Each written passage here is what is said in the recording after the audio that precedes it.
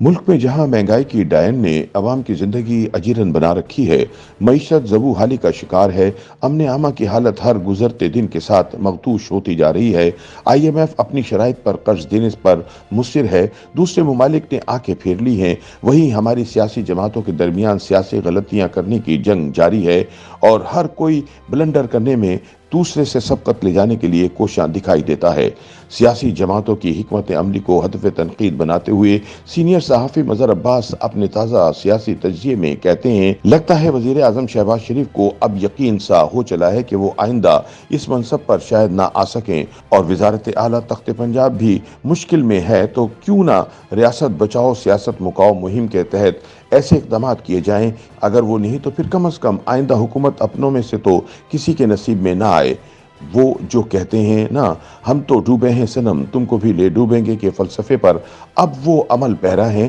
جس کی تازہ مثال پیٹرول کی قیمتوں میں ریکارڈ اضافہ ہے اور ایسے ہی مزید اقدامات کروانے آئی ایم ایف کا وقت پاکستان پہنچ رہا ہے۔ آگے آگے دیکھیے ہوتا ہے کیا۔ مظہر عباس کے مطابق دوسری طرف ہمارے قائد انقلاب عمران خان صاحب نے فیصلہ کیا ہے کہ وہ ان تمام 35 نشستوں پر ضمنی الیکشن لڑیں گے جو پاکستان تحریک انصاف کے ایم این ایز کے استعفے قبول کرنے سے خالی ہوئی ہیں، جبکہ ابھی تو مزید نشستوں کے بارے میں الیکشن شیڈول کا اعلان ہونا باقی ہے، وہاں سے بھی وہی لڑیں گے۔ پہلے قومی اسمبلی سے نکلنے کی غلطی، پھر واپس جانے میں تاخیر کی غلطی اور آخر میں اپنی ہی حکومتیں ختم کر کے پنجاب اور خیبر پختونخوا اسمبلیاں تحلیل کرنے کی غلطی، اس ساری صورتحال میں چودھری پرویز الہی بھی سوچ میں پڑ گئے ہیں کہ اپنی جماعت مسلم لیگ ق کو پی ٹی آئی میں ضم کریں یا نہ کریں۔ مظہر عباس مزید لکھتے ہیں کہ اب آتے ہیں شریف برادران کی حکومت اور اس سے جڑی پاکستان ڈیموکریٹ موومنٹ کی مخلوط حکومت کی طرف، جو کل تک ووٹ کو ازددو کا نعرہ لگاتی تھی، آج پنجاب اور کے پی کے الیکشن آگے بڑھانے کا جواز تلاش کر رہی ہے اور شاید پھر عام انتخابات بھی 1 سال کے لیے ملتوی کرنے کا، کیونکہ اب ان کا نعرہ ریاست بچاؤ سیاست مکاؤ، مگر لگتا کچھ ایسا ہے کہ سیاست کو جو نقصان ہونا تھا وہ ہو گیا، باری اب ریاست کی ہے۔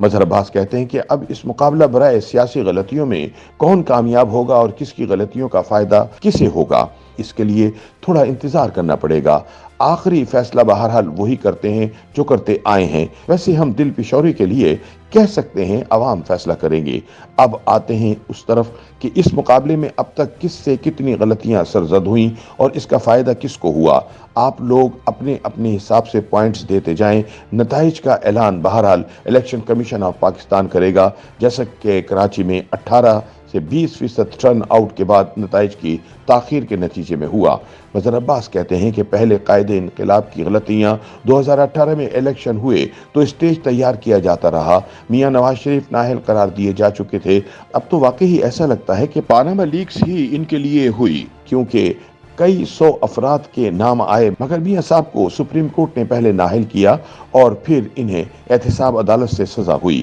یہ عمران خان کے لیے اچھی خبر تھی، اب سامنے نہ بے نظیر بھٹو شہید تھیں اور نہ ہی نواز شریف۔ رہی صحیح کسر ہمارے معزز اداروں نے پہلے بلوچستان میں مسلم لیگ کی حکومت ختم کر کے بلوچستان عوامی پارٹی کی صورت میں خان صاحب کو نیا اتحاد دیا، پھر الیکشن میں فتح کے بعد جو کمی بیشی رہ گئی وہ مسلم لیگ ق جنوبی پنجاب محاذ اور ایم کیو ایم پاکستان کی صورت میں پوری کی، یوں بنی پی ٹی آئی کی حکومت۔ مظہر عباس کے مطابق اب امتحان تھا خان صاحب کا اور میرے قائد انقلاب کی صلاحیتوں کا۔ پنجاب میں عثمان بزدار وزیر اعلیٰ بنائے گئے، جنہوں نے کچھ عرصے قبل ہی پی ٹی آئی میں شمولیت اختیار کی تھی، اور وزارت خزانہ اسد عمر صاحب، جن کو خان صاحب نے پہلے ہی خزانہ کا بہترین انتخاب قرار دے دیا تھا، کہ نصیب میں آئی۔ اداروں کی خان صاحب سے محبت کا یہ عالم تھا کہ پی ڈی ایم کی سینٹ میں واضح اکثریت ہونے کے باوجود وہ چیئرمین سینٹ صادق سنجرانی کے خلاف عدم اعتماد کی تحریک کامیاب نہ کرا سکے اور حاصل وزنجو مرحوم چیئرمین سینٹ نہ بن سکے۔ مظہر عباس کے بقول قائد انقلاب کی حکومت سے پہلی غلطی تو پنجاب میں سرزد ہو چکی تھی، جس کا وہ اپنے پورے دور میں دفاع کرتے رہے۔ اس پر اب مزید کیا بات کرنا، مگر ان کو نہ اپوزیشن سے کوئی خطرہ تھا نہ اسٹیبلشمنٹ سے۔ پی ڈی ایم سے پی یعنی پی پی پی نکل گئی تو तो वो डीएम के जरिए ड्रम पीटते रहे, कभी मौलाना का लॉन्ग मार्च करते तो कभी असेंबलियों से इस्तीफों की धमकियां देते। गर्ज ये कि खान साहब को कोई खतरा नहीं था। अपने तई बहुत से अच्छे इक़दाम भी किए, जिनमें नुमाया हेल्थ कार्ड, किसान कार्ड वगैरह। कोरोना में भी हुकूमत की पॉलिसियों को पजीराई मिली, मगर जो चीज़ काबू से बाहर थी वो महंगाई थी। हुकूमत को बहरहाल यकीन था कि वो अपनी मियाद पूरी करेगी, और ऐसे में अक्टूबर 2021 आ गया, जब पहली बार कायदे इनकलाब के पास DGISI के ट्रांसफ़र की फाइल आई और नए DGISI की तकर्री की। बस इस गलती पर मज़ीद क्या लिखूं कि और कुछ नहीं, खान साहब और इनके करीबी साथी इतना ही सोच लेते कि वो खुद हुकूमत में कैसे आए, और ये जो इत्तेहादी हैं ये दरअसल किसके इत्तेहादी हैं। महंगाई, बुज़दार और जनरल बाजवा से इख्तिलाफ हुकूमत में रहते हुए कायदे इनकलाब की वो 3 गलतियां हैं जिनका फ़ायदा PDM के हिस्से में आया। PDM की बड़ी गलतियों में अदम एतमाद के बाद फौरी इलेक्शन ना करवाना, IMF के पास फ़ौरन ना जाना, पंजाब में गैर ज़रूरी तजर्बात, कभी हमजा शहबाज को लाने की सूरत में वज़ीर आला बनाने की गलती, तो कभी परवेज़ इलाही को एतमाद का वोट लेने का कहना, और फिर इन दोनों महाज पर नाकामी। जिस गलती का फ़ायदा खान को मुसलसल हो रहा है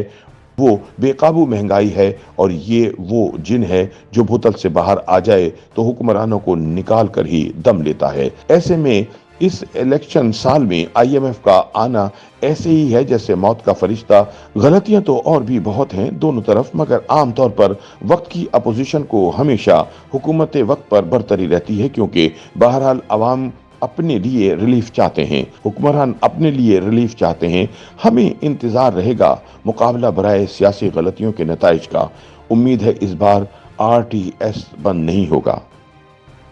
YouTube पर गूगली न्यूज देखने के लिए youtube.com की सर्च बार में गूगली न्यूज TV टाइप करें। गूगली न्यूज के पेज पर सुर्ख रंग के सब्सक्रिप्शन वाले बटन पर क्लिक करना ना भूलिए। YouTube पेज पर अपलोड होने वाली वीडियोस से बाखबर रहने के लिए बेल आइकन पर क्लिक कीजिए। आपको हर नई वीडियो के बारे में नोटिफिकेशन मौसूल हो जाएगा।